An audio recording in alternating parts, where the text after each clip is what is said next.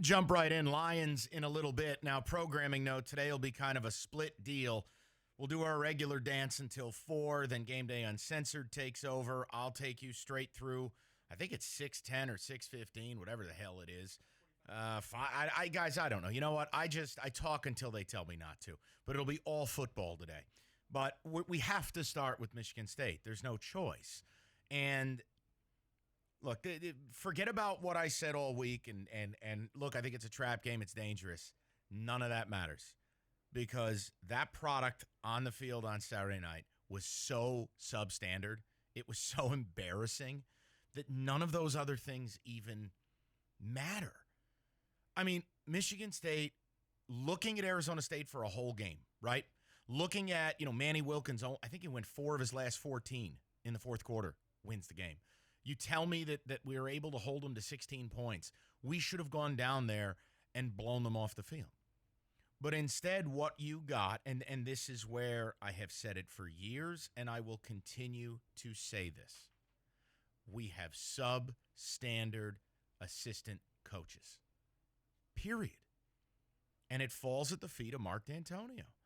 Just a week ago today, we went after Jim Harbaugh for game management, right? We went after Harbaugh for some of the staffing decisions. We went after Harbaugh for not having an OC, not managing a game correctly. D'Antonio deserves some of the same heat because understand this, whether it's Dave Warner, whether it's my mother, or whether it's the latest and greatest offensive coordinator who you'd have to pay $1.2 million, $1.3 million for.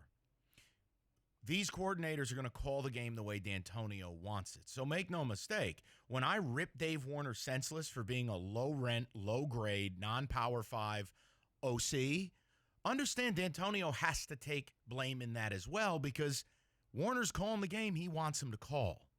But it does go deeper than that. Now, let's start here.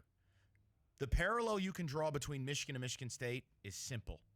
Our offensive lines suck. You have a tackle problem. We have an everything problem.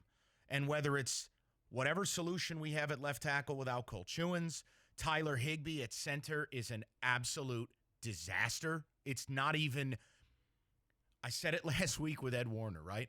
How many practices would you have to watch Tyler Higbee to know he can't play center at a big-time school? But there he is. And, look, whether it's him, whether it's Matt Allen, we don't have a center. We don't have a substitute at left tackle.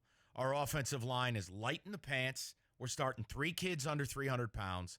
I don't know what Mark Staten and that staff did in the offseason. This line looks worse than last year, which last year wasn't any great shakes.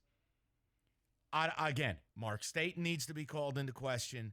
Dave Warner, you don't have a great line, but yet you call plays that require a great line, or you scheme it where you're asking Connor Hayward to pick up 2 blitzers off the edge. Is that Higbee's fault for not getting the protection? I don't know. I'm watching quarterback sneaks on almost 3rd and 2, where you telegraph the sneak because you have LJ Scott right behind. Look.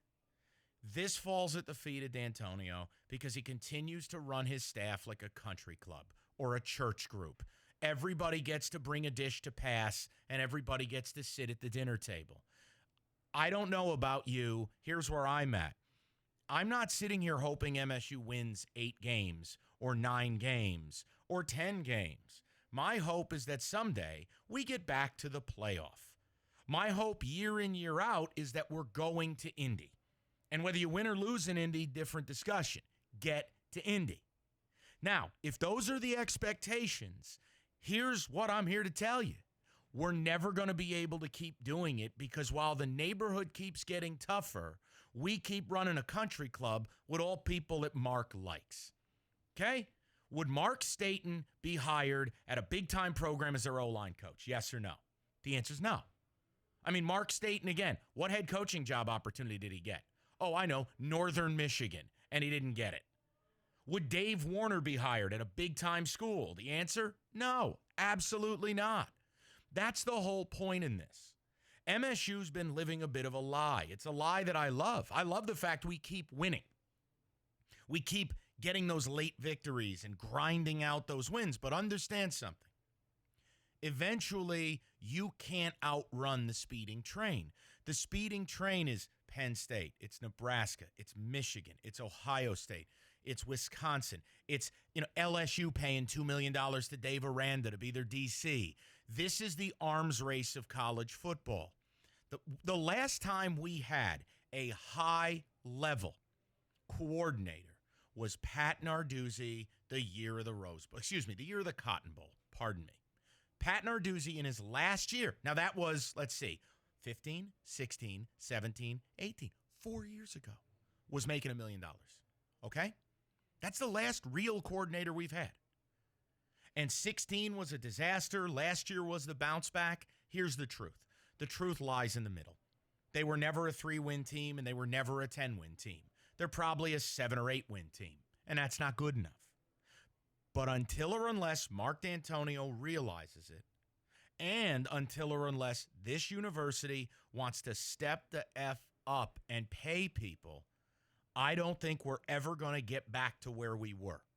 Okay? 13, 14, 15 represents the high watermark for our university. A Rose Bowl and finishing third in the nation, a playoff berth, a top 5 finish with the Cotton Bowl. Those are the 3 primo years, right? 16, we fall off a cliff. 17, we bounce back. This year, I'll tell you right now, they look like a 7 or 8-win team. And it's embarrassing. Schematically, it's archaic. Again, if you went back and looked at MSU scoring offense, the only year we've had an offense that scored probably north of 35 points was 2014, and that might have been the best offense my school has had since 1978 with Eddie Smith and Kirk Gibson. It's a disgrace. And you can say that D'Antonio likes trestle ball. Fine. You could say that D'Antonio likes continuity on the staff. Hey, that's fine too. The bottom line is you're doing it that way. Everyone else is in an arms race. Ask yourself where our assistants would go. Right now, we have an NFL quarterback. We got 3 big-time receivers, and we got some nice tailbacks. We are about to waste a season where we have 18 or 19 returning starters because I got a stubborn head coach, I got an archaic scheme, I got a bad O-line coach, and I got an offensive coordinator that couldn't call a game at Kansas. That's the truth. You don't have to like it. You can cuss me out. Doesn't matter. It's what I've been saying to you for years now. The offensive slide has been happening for years. The 1 year we had a good offense was 14. The one. Every other year under Dave Warner, this offense is embarrassing. But see, here's what happens. We put Band-Aids on bullet wounds. We go on the 20-play drive against Iowa, 3 yards at a time, right? We all loved it. But is that the way to do it? No, it's not. We go out and, hey, we have just enough to, oh, look, they only beat Purdue 14-10. Oh, look, they needed a late TD against Indiana. But we do it. It's in our DNA. We win those big games, right? Eventually, it's going to bite you in the ass.